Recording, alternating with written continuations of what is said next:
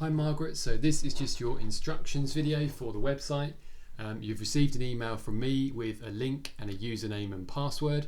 So click on the link, pop in your username and password, and then follow the instructions from the email, which basically says on the left hand side click websites and then click edit website. That will then load Bramble and you'll see a screen that basically looks like this. First thing to mention is you'll see strange symbols and lots of things repeated. So the slider just stacks up all the images. Obviously on the website it doesn't look like that, it scrolls through them nicely, but Bramble just shows them in a different format. It also repeats the slider, so it has the version for the computer and then below that the version for the mobile phone. So basically in Bramble, ignore any strange layout things that are there. They're all there for a reason, so just leave those as they are. And then basically you would scroll down, and anything you want to alter, you get a green box that edits. It means you can then go into the text, and much like a Word document, you can make changes. When you're happy with the changes, you would click Publish Changes at the top. If you don't want to do that, if you've made a mistake, for example, you delete something, you've got an undo button. But if you get into a bit of a muddle and you've made changes and you're not really sure what you've done and you're not really happy, so let's just delete a few things by mistake, and we think we didn't really mean to do that, basically you would just exit and leave, and that way we haven't saved those changes and the site is then safe. So we didn't click the publish button, which basically means the site is then completely safe. So I like to let people know that so they can have a little play around, knowing that as long as they don't publish changes, they'll do no damage. You can see everything as exactly as it was. So have a play around. And as long as you don't publish, basically you'll do no damage. So we'll now just move on to have a look at the images. There's a few things to mention about that. The first is that if you need help, you have half an hour a month of free support from me for updating images on your website or any text or anything else. So if you find it too difficult, that support is there for you. And also the other thing to mention is you may need to watch the video back a couple of times because it can seem complicated, but once you've done it once or twice, you'll find it's pretty straightforward. So we're going to exit Bramble at the moment and visit your website. So this is not in Bramble, this is just in the browser. We will visit your website. The two pages that are very easy to manage in terms of images are the greetings cards and the pattern design. And the reason for that is there's just rows of three and they're all square, so they're all the same size. So that makes those pages very easy to manage. So as an example, if we're going to add a new image, this is how we would do it. So the first thing is, again, not in Bramble, just on the normal browser. We visit your website. I would take the last image off there just because it's easy for us to do that and drop that into Photoshop. You'll see that brings it into Photoshop like that.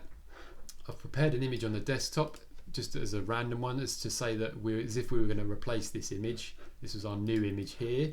This is how we would do it.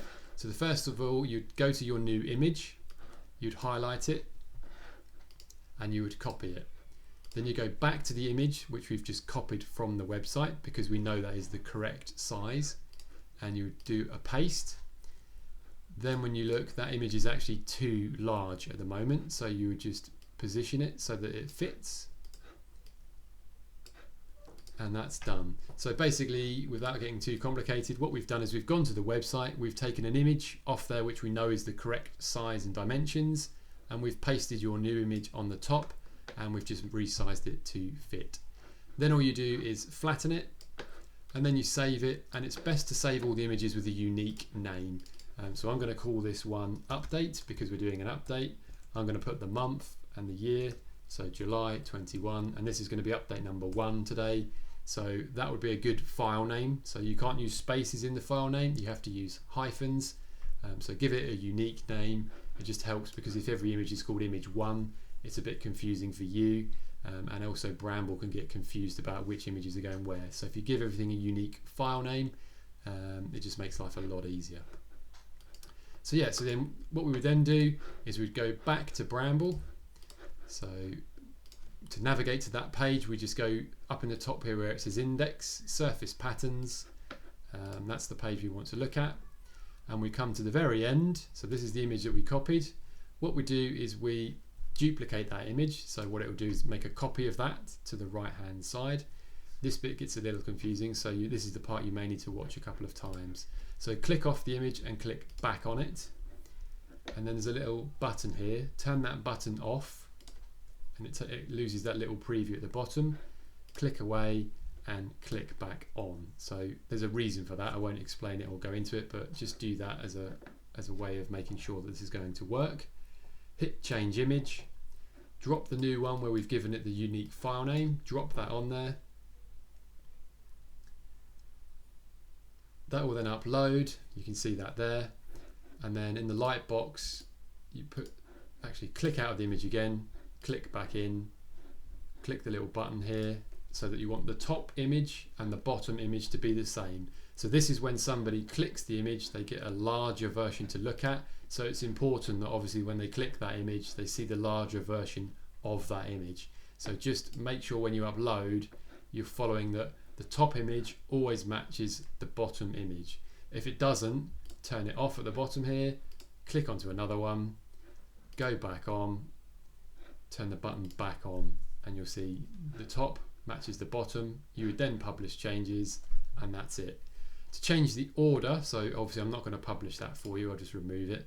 But if you want to change the order of these images, you have a move button. You can just grab and move them. So if you wanted them to be further up, you just drag them further up. So you can shuffle and change the order of those quite easily. So again, you might need to watch that back. And these are for the simple pages, for the square images, which are all the same size. So that makes life nice and straightforward. The other pages are a little bit more complicated. So for example, on your commissions page, we've got a row of 4, then we've got a row of 4 that's different sizes, then we've got a row of 3, then we've got a row of 4. And the reason that is because all of these images are different shapes and different sizes. So it just makes things a little bit more complicated. So I will just briefly cover it, and it may not make a lot of sense. So if you get stuck on this page, let me know. But basically, if we go back into Bramble, you will see that page for commissions has a different setup. So there's different sections and different rows and columns. So if we go to that page, so for example here there's a row of 4, here there's a row of 4, and what you're seeing on the left here is they're actually completely separate rows. So if you duplicate an image there, you actually have a big blank area there because this is actually a separate row altogether. So you really, if you're going to add an image onto this commission page, you need to work out which row or which area it fits best. Is it sort of tall and it needs to go in a row of 4? Is it wide? Is it better in a row of 2? And that's really what is going to make that easier for you to manage, working out where the image will go and where it best fits.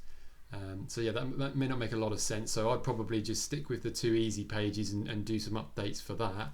And then basically, if you get stuck on this page, let me know, because I think it's quite a fiddly page just because every image is such a different size and such a different shape.